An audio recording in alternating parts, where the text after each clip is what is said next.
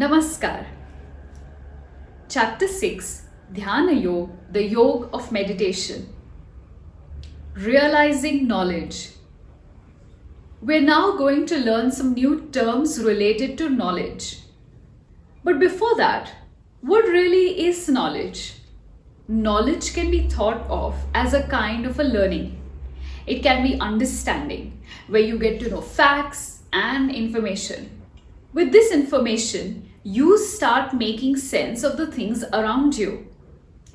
Like say in science class, when you learn about some scientific phenomenon in your book, your teacher then shows you an experiment. This helps you understand what the scientific law was and how we can apply it in real life. In a similar way, Jnana or knowledge is theoretical understanding. Vijñāna is realizing this knowledge. We say Vijñāna when we've acquired the wisdom of understanding what that knowledge means and how we can use it. You can say that when it starts making sense to you, you have acquired a state of Vijñāna. Let's look at how knowledge can help us control our mind. When you know that there are these senses, and it is these senses that make you feel things, you are in a state of Jnana. But when you realize that these senses are all materialistic and that there is something beyond this, you reach a state of Vijñāna. Sri Krishna says that people who have realized this and have gone beyond the material senses and are able to invest themselves spiritually are in a state of Vijñāna.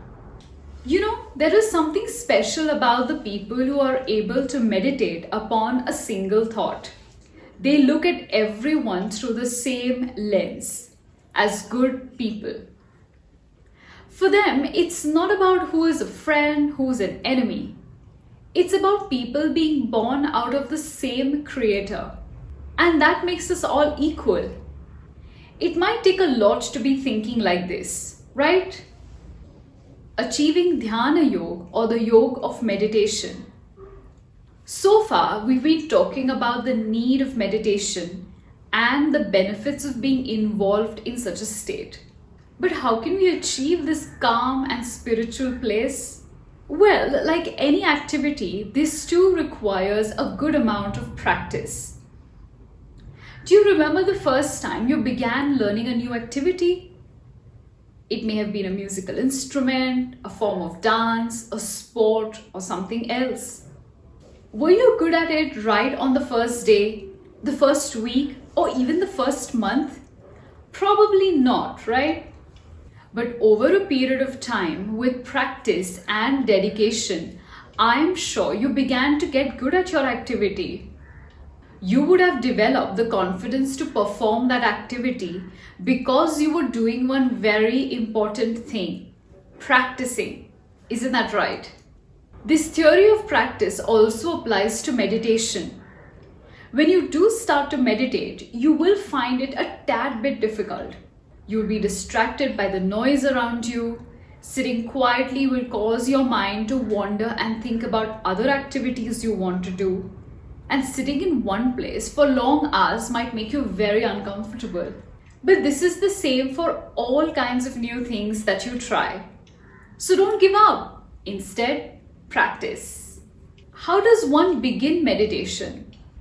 Here are some guidelines that you can start with in order to meditate. Sit in a comfortable position. But let's not get too comfortable, shall we? You can sit cross-legged or on a chair. But you must ensure that you have a straight back. You're going to need to be still. You know, like the calm waters in a lake. How do you think you could do that? Let's try by closing our eyes. This will keep all visual distractions away and you can avoid thinking too much. There will be a point where you might think that there is too much noise around you. All the surroundings are either hot or cold, and all of this is going to make you lose your focus. This is the time when you will need to look inwards, reflect on something, or maybe try thinking of a flame of light, All this might just be too much to do at the beginning. To get you started, here's a way. At the end of each day, you could do a reflection for yourself.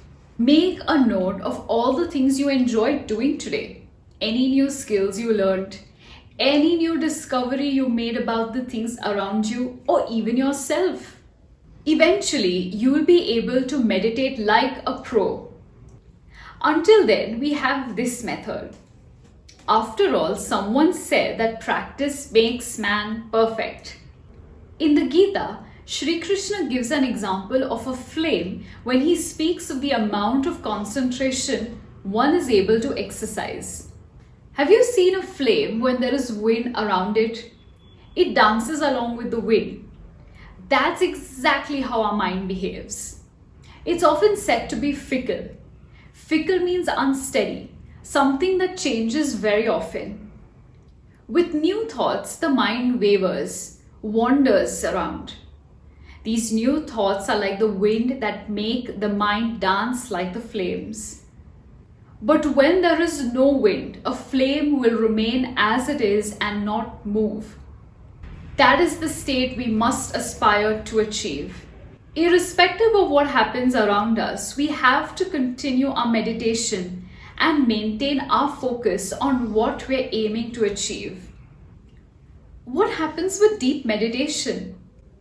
There must be some outcome of this practice of deep meditation. Why else would so many people practice it and speak such good things about it? So why not try to find out what's the result from such a deep meditation? If you look at water, it has no color. But if you put a drop of yellow or red or green from your watercolors, the water changes its color, doesn't it? It's quite impossible to have the original colorless water back, right? It's the same with the mind. When you think of all the things that are not necessary, you're mixing the purity of your mind and of your intellect with these unnecessary thoughts. But when you meditate deeply, you can keep all the bad and impure thoughts away. Such a deep meditation allows you to be closer to your own soul. Your mind, your intellect is able to have the strength that you've not seen or felt before. Why don't we all give this a shot? What say? Shri Krishna tells us that a yogi who's able to achieve a stealthy mind and meditate can achieve happiness. A kind of happiness that we've probably never experienced before. This brings us to the concept of happiness. Happiness is simply feeling joy, contentment, and positivity all around you. There are 4 types of happiness that one can experience. Tamasic happiness is the one you get when you do activities like sleeping or consuming meat. Rajasic happiness is the one you get when you please your 5 senses, such as hearing good music, eating tasty food, or even watching a good movie. Sattvic happiness is the one you receive through activities that have some kind of virtue attached to them, like helping your friend with their homework, volunteering for an activity to clean the rivers, or even donating books to a library. Nirguna happiness is the one you feel when you realize the power of the great Creator, when you realize the bliss in being one with the Supreme Power. This state of happiness, the Nirguna happiness, according to Shri Krishna, is the highest level of happiness that one can achieve. Dhanyavad.